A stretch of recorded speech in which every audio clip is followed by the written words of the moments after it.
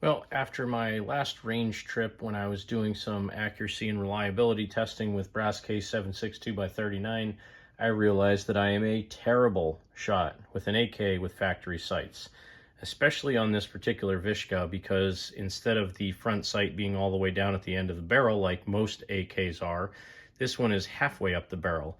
So the sight radius is only about a foot on this thing, and I am getting older. My eyes aren't as good as they used to be, even though I'm only 42. But rather than wearing prescription glasses when I shoot, I figured it would be about time to possibly go out and get a budget optic and a budget rail mount for the old AK so I can do some better shooting when I'm out at the range. So we're going to do a quick unboxing of some very budget stuff, and then hopefully I'll get out to the range soon to give it a shot to see how it functions.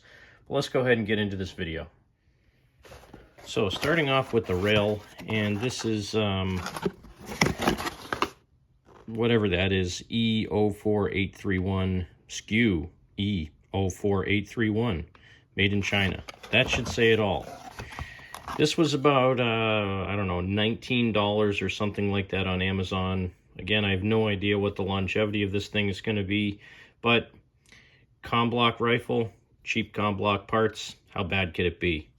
So this, I thought it slid on the rail for the side of the gun, but it actually doesn't. It just kind of clips on, so you kind of slide it over the rail there and you just slap that mechanism in place, and there you have it. It's actually pretty tight on the side rail of the gun, so hopefully it'll last at least a few shots. I have no idea. In addition to that, I also got a 3-prong muzzle brake slash flash hider, whatever you want to call it. 13x1 left-hand thread. I have a few different muzzle brakes for this thing. I thought this one would be kind of cool, kind of reminiscent of like an M16 A1 where it had that 3-prong thing on there. People said it was used for cutting barbed wire and things like that, but realistically it was just to suppress the flash a little bit. Don't think it's really going to tame recoil, and 7.62 doesn't have a whole lot of recoil anyway, but thought that was kind of cool. Picked that up off of eBay. And then lastly, I have this high quality Karrina, your precision advantage in every sight, IP67 waterproof, shockproof, 0 stop. No idea what that means. I think it just means the turret's lock. Target long range scope. And if you look at this, it says Karrina 1:2 to 6 by 24 LPVO rifle scope, 30mm tube, first focal plane, wide field of view, quarter MOA, tactical, hunting, shooting, durable. Can't read that. Shockproof with red and new item. So this is, as it says, a 1.2 to 6 LPVO. You know it's high quality when it comes with its own rings, and it comes with plastic spacers for different rings if you don't want to use the rings that it comes with. Generous little lens cleaner in there with some desiccant gel that'll go in one of my ammo cans. And this is the LPVO rifle scope. First glance, it's heavy. I don't know how much this thing weighs, but I bet it weighs over a pound. Actually, let me go get my scale and figure out what it does weigh. All right, so I'm going to throw this thing on my little scale here, and let's see how much it weighs. 1 pound, 5.5 ounces. It is definitely not lightweight, and I'm betting some of it has to do with this wicked heavy-duty rail. It's kind of a cantilevered rail. I have no idea if I'm going to need it to be cantilevered. We can check that out, but it's got spring-loaded flip-up caps front and rear, which is kind of cool. Get my scale out of the way. And this one does have lighted reticle, so it has red and green. Now let's see if I can get it on camera. It might be difficult, but the reticle on this is actually pretty cool. Mil dot style reticle. Again, so it's got 1, 2, 3, 4, 5 levels of green brightness, and then the same 5 levels of red brightness. Not that you'll necessarily need those. However, you can't really see it that well. Let's see if I can get it to focus here.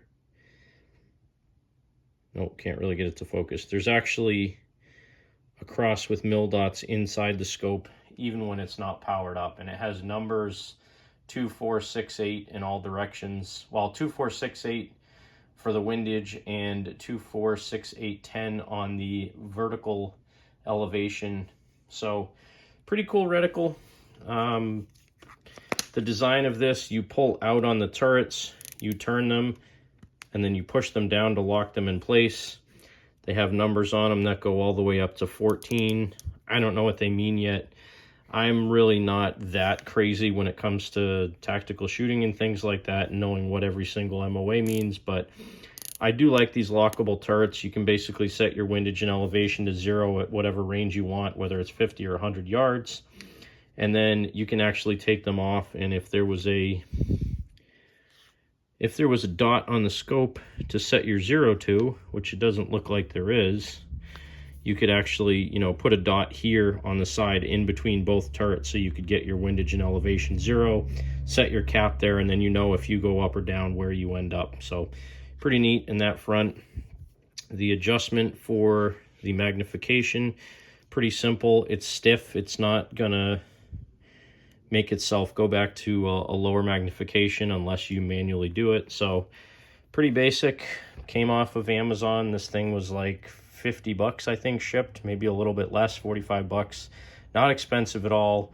Again, the whole purpose of this build, it's not an expensive AK, and I like keeping it inexpensive, putting different accessories on here so that it's still usable, or more usable even, with a scope on it or an LPVO. And let's see how she looks.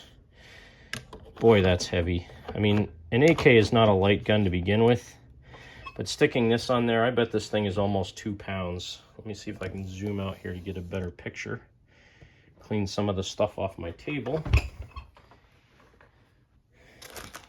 So anybody that's been around my channel for any period of time knows that I'm very budget-minded when it comes to this stuff, but every once in a while it definitely pays to spend a little bit more money. I'm hoping this is a situation where this will at least meet my needs, and won't necessarily cause any issues with accuracy, shift, or anything like that when I'm shooting with it. It does kind of look a little bit funny.